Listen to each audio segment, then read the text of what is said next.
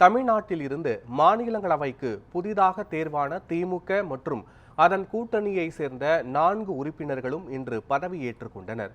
தமிழ்நாட்டில் இருந்து மாநிலங்களவைக்கு தேர்ந்தெடுக்கப்பட்ட திமுகவை சேர்ந்த முகமது அப்துல்லா, சண்முகம், பி. வில்சன், அதிமுகவை சேர்ந்த சந்திரசேகரன், பாமக தலைவர் அன்புமணி மற்றும் மதிமுக பொதுச் செயலாளர் வைகோ ஆகிய 6 பேரின் பதவிக்காலம் நேற்றுடன் முடிவடைந்தது.